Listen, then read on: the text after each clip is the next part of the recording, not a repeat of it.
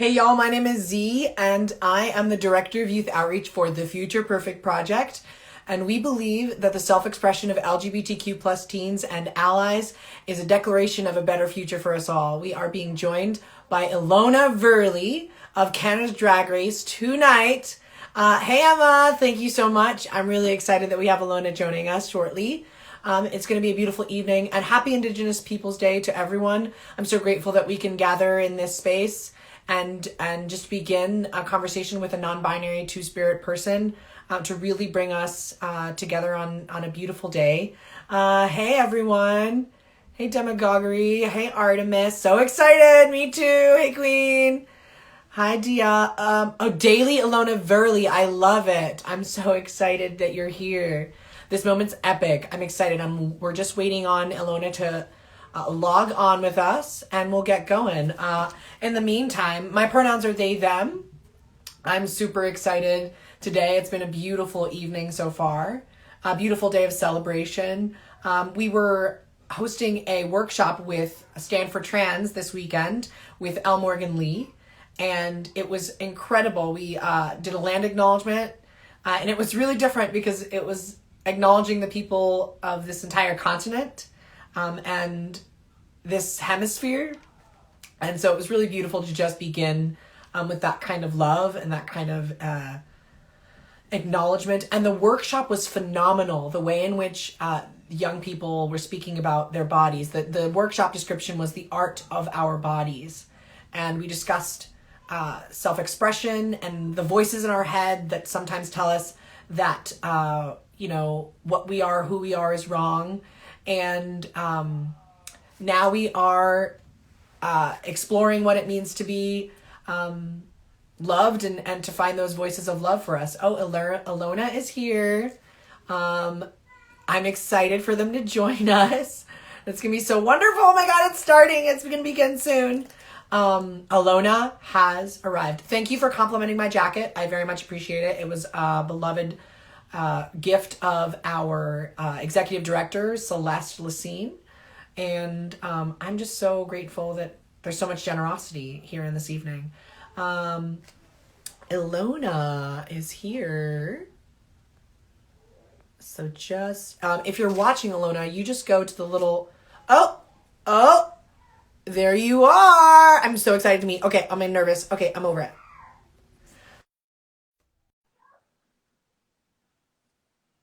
I'm so excited. I'm not nervous.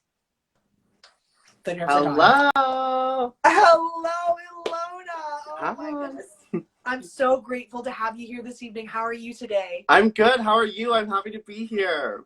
It's such a beautiful introduction. You look fabulous. Thank you.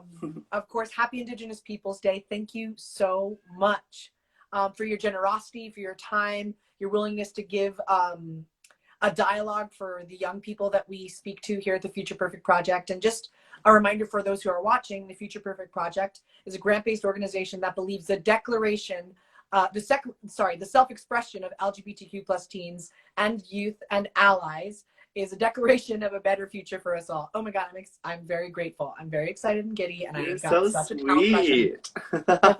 Oh please. So my name is Z. My pronouns are they, them. And the way we start all of our workshops is a quick get to know you. Here I am.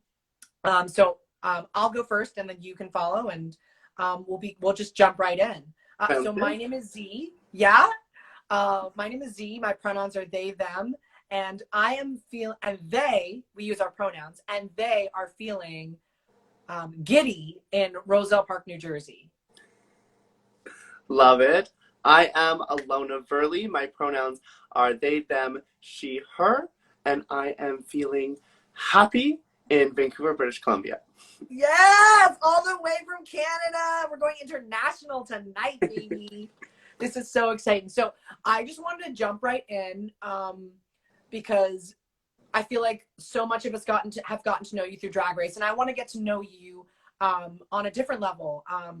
I also want to take a moment to acknowledge the land that we stand on today. Acknowledge the Lenape people of the land that I am on, and also the Nlaka Pamux Nation, as we begin and as we express gratitude for the land that they have given us, and that we may acknowledge the unjust kidnapping of their land, so that we can now move forward from that space and give grace and love to those who speak here and those who stand here. So thank you so much again for joining us. Jumping right in terms of, and did I say that correctly, Laka Pamux Nation? It's Inklakatma. Girl, you got it. It's definitely a tricky one to pronounce. Yeah. Say it again, girl. It sounds so good. I love it. Inklakatma. So there's like a roll in the tongue. Yeah. Inklakama. Oh, it sounds beautiful. As are their people, simply from your introduction. Yeah.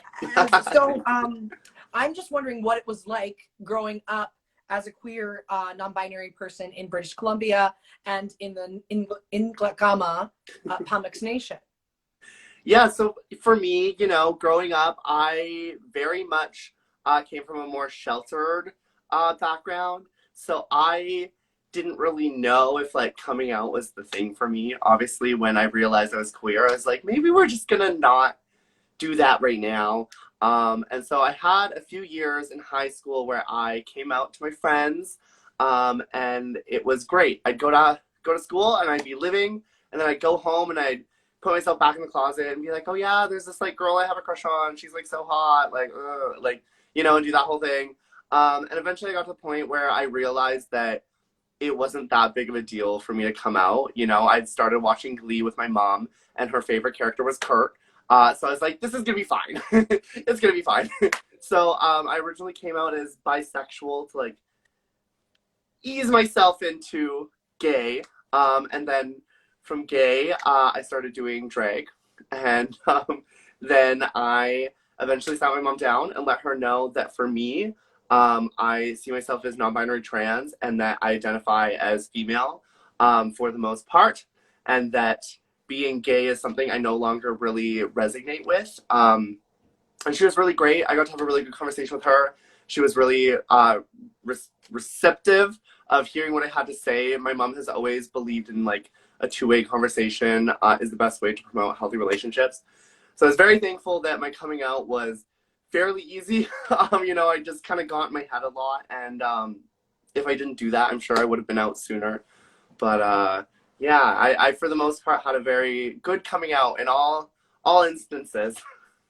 That's beautiful. It's so interesting. So many of our young people have a varying range of experiences, right?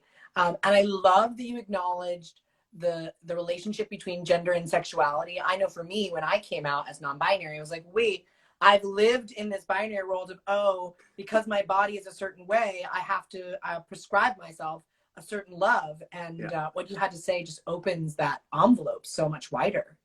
What has that been like for you in terms of coming out beyond the identity of being gay? You know, for me, I've always been attracted to men and masculine energy. So coming out past being gay, whether that makes me like a straight female or whatever it makes me, I don't really like dive into that too much. Because that for me is just kind of once again like enforcing these like binary stereotypes. So for me, I know how I identify. I see myself as female. I know I'm on the non-binary spectrum. That's part of being two-spirit for me. And I know I'm attracted to male energy.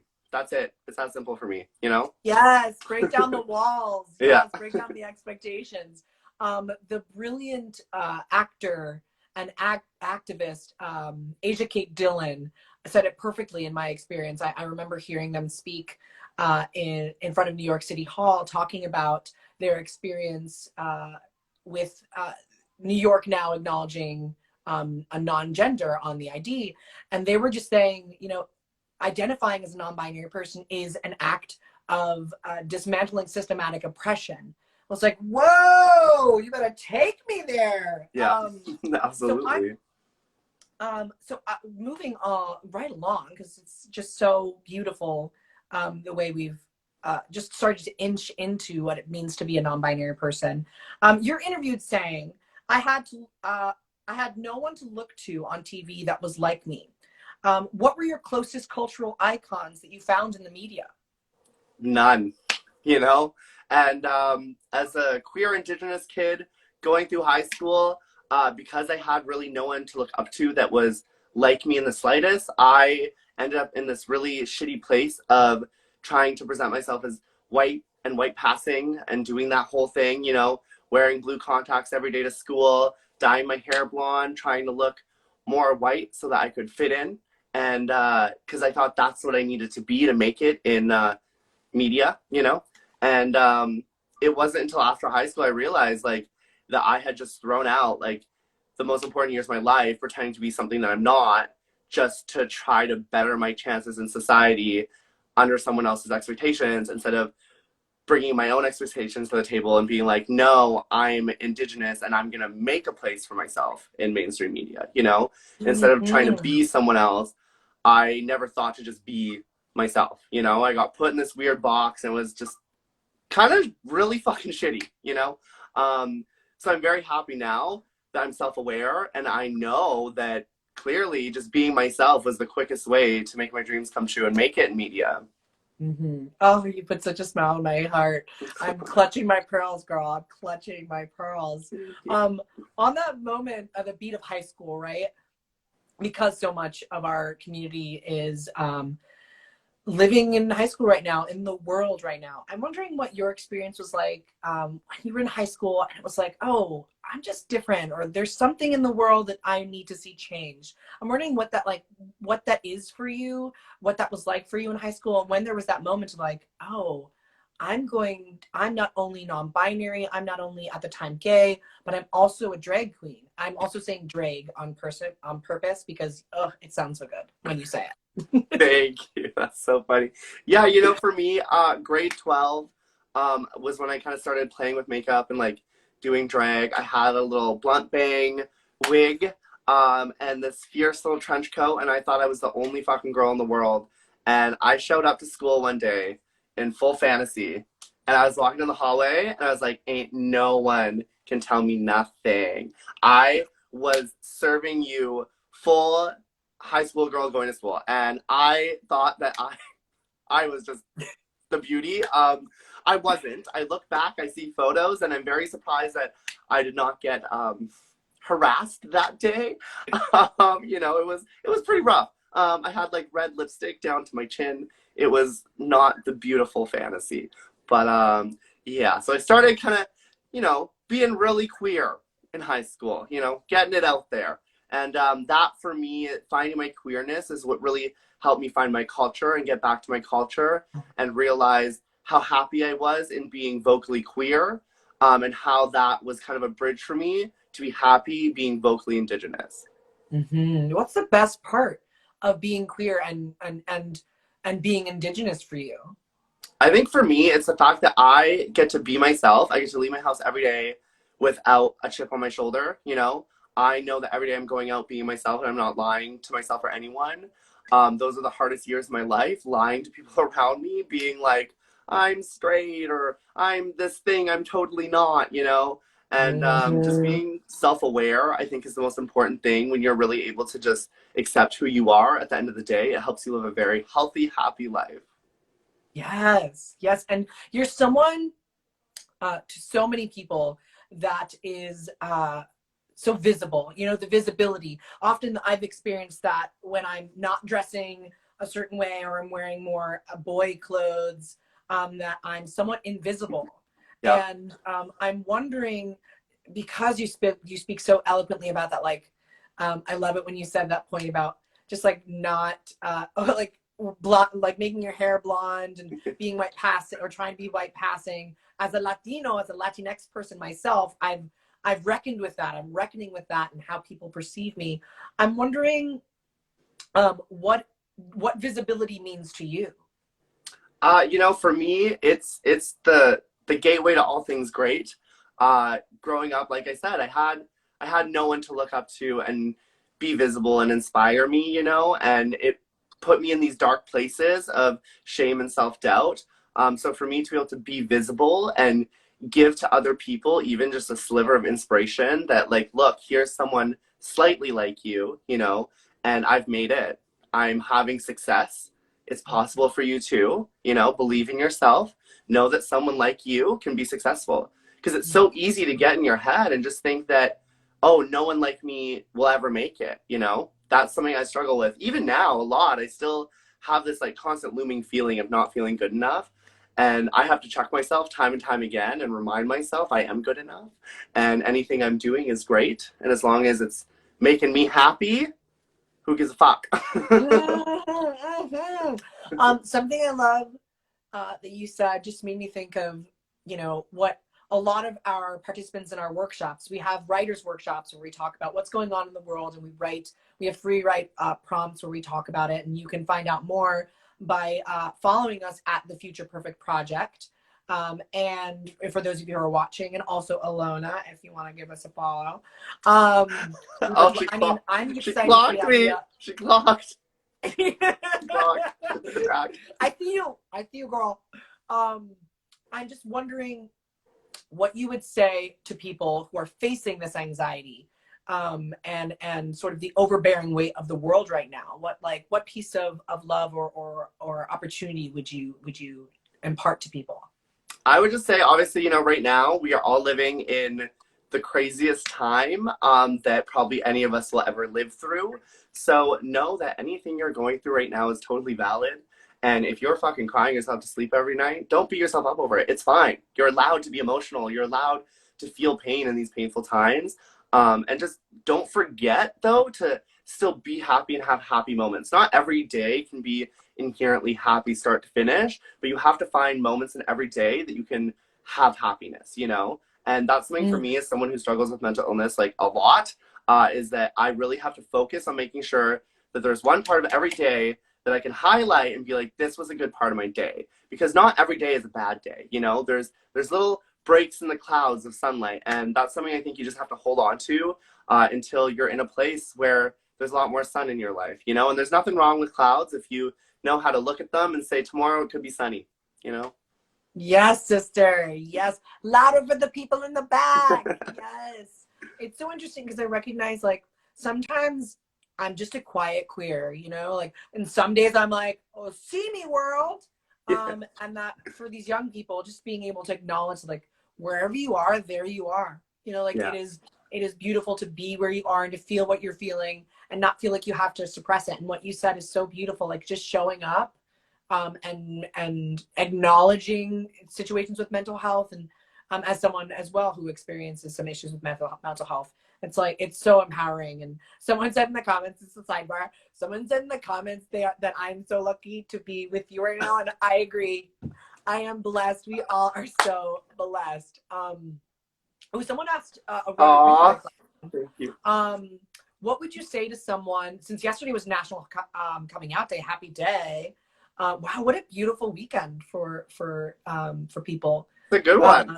Yeah, it's a very empowering one. What would you say to someone who is having trouble coming out, whether that's as gay, lesbian, bisexual, transgender, two-spirit? I would say, you know, don't rush anything. If you can sit yourself down and have that conversation in the mirror where you know who you are, at the end of the day, that is the most powerful thing that you can give to yourself, right? Is just self-awareness and self-identification.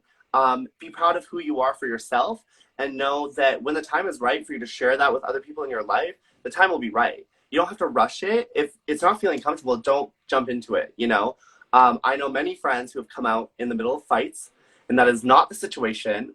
I would say also as well, when you're coming out, make sure you do it in a way that's educational. You know, a lot of our parents coming from more sheltered backgrounds, it's not that they hate us for being queer, it's that they just don't know anything else or anything different, right? So when you can really educate them and give them talking points to have a like healthy conversation, it really helps, right? And at the end of the day, 9 times out of 10, I would say, maybe 7 times out of 10, let's not get too crazy, but our parents love us, you know, and they just want us to be happy. And I'll never forget something my mom said when I came out. Is she was like, you know, I just don't want your life to be hard. And coming from a small town, coming from the res, being queer in her eyes is seen as hard and dangerous, right? And so I explained it to her in a way where I was like, I appreciate that you care for me like that, but this is my life and this is how it's going to be.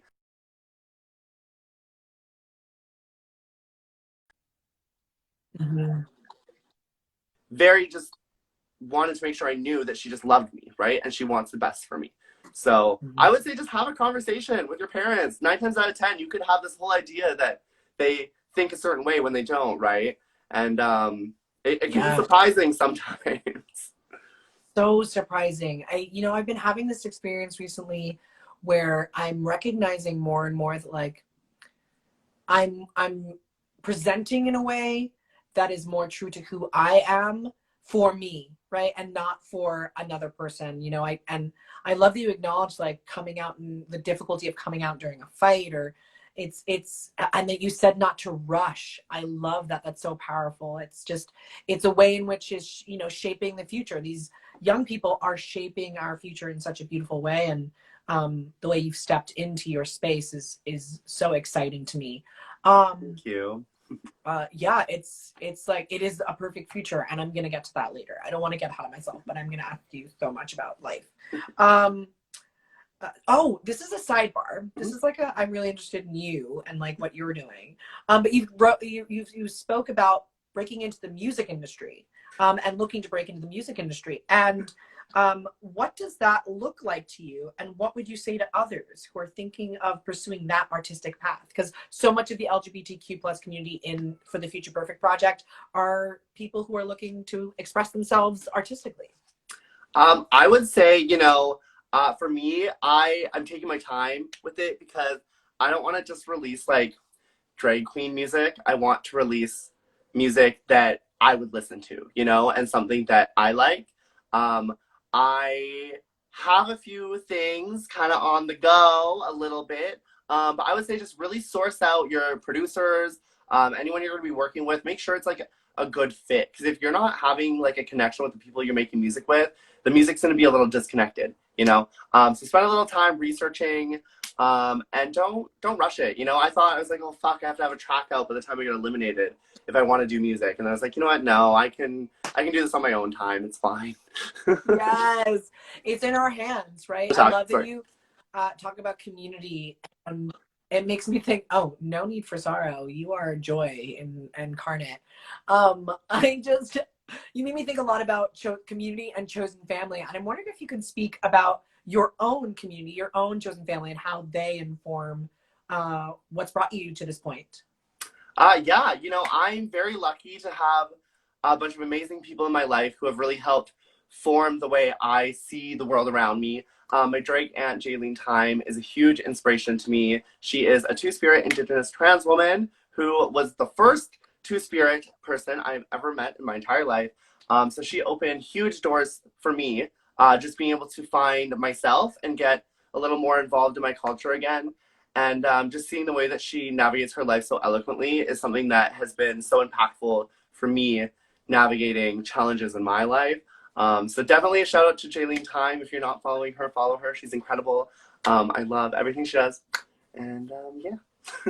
So much love. I really appreciate that about you. I just getting to know you in this short period of time, the love that you put towards others, even when we were figuring out how you can make this happen, just your excitement for young people, for the queer community. Like, I just want to take a moment to like let that sink in for you. Like, you are making Oh, magic in the world. thank And as you. we all, of course, I think it's important that the reason I say this is because for those who are watching, it's really important. It's like what you started with. It's perfect. It's like to remind people that they matter, is so important, because sometimes we just forget, it's like Absolutely. we're human Absolutely. beings. So we're coming, to the end of our first time together, because I'm really hoping that you're like, oh my God, I love the Future Perfect Project. Let's do a workshop together. Yeah. No, this was so fun. I've had a great time. Yes. So before I get to the last question, I just want to encourage people, if you're watching and you are in love with Ilona, please follow her on Instagram. And if you love the Future Perfect Project and want to see more of these kinds of interviews, please follow us at the Future Perfect Project on Instagram. And we're on Facebook and all of the things. We have programming coming up we just started our fall programming, and you can find that link at thefutureperfectproject.com. So you can register, get yourself signed up. I'll repeat this after the last question. Amazing. But just to get yourself started and looking forward, as this whole conversation has been geared in terms of being present, looking forward, please join us and join the community so that we can help each other and support each other. Hell yeah. Right? We need each other. And on that, in terms of being present in the future, what does a perfect future look like to you? I would say, you know, for me, a perfect future would be everyone just being able to confidently be themselves and have the resources to create the art and create the life that they want to create for themselves. A lot of problems, I think, in our society today is that people are limited with their resources. And there's a lot of really amazing creative minds that aren't getting the resources they need to create their projects and to make their difference in the world, right? And even for me, like, 2 years ago, I was struggling as hell. I could hardly come up with looks, you know? And obviously things are very different for me now. The day of the cast announcement for Canada's Drag Race, I was homeless. So like, you never know what someone's going through, but a lot of times, whatever it is, it's because of a lack of resource. And so I would say my perfect future is just enough resources that everyone can be able to do what they want to do confidently, and be able to make changes in the world that need to be made. Beautiful. On Indigenous Peoples Day, is there anything that you would want to impart to people before we go? Open your fucking wallets. Pay your Native friends. Buy them coffees. Donate to Native organizations. You know, look at the places in your community where you can put money to help Indigenous people. You know, a lot of people want to just share posts, and that's great. Don't get me wrong, that's great. But the reality is, for Indigenous people, open your fucking wallets. That's simple. Truth be told. Yeah. Yes. Oh my God, your voice is so like transcending through the screen and I don't mean just the oral sensation, but the spirit is like so rings powerfully in you or in your in this entire interview. Thank you for your time, your generosity, your willingness. Thank you. Really going deep. You went deep with me, girl. You got like to it. I'm an open book. Yes. And we're so blessed to have you. And again, if you love Ilona, please follow her at Ilona Verley. You can also follow the Future Perfect Project at the Future Perfect Project. If you're looking to get involved in our program, you can check us out at thefutureperfectproject.com. We have Tuesdays, we have our writers workshop, and on Saturdays we have our specialty workshop, which I think Ilona should do one with us one day. I'm just saying. So please join us, become a part of the family. Ilona has been so generous, and please, all the love. And I just want to acknowledge everyone that our programming is free. Free. Hell yeah. Free. We love a good free programming. Thank you, Emma. And also that it is a beautiful day to be alive. And we love you. And if no one's told you today, you matter. Hell yeah. Thank you so much. Thank you for the love in the comments. Thank you for the love of spirit, and have a beautiful rest of your day, night. You as well. Bye, everyone. Bye.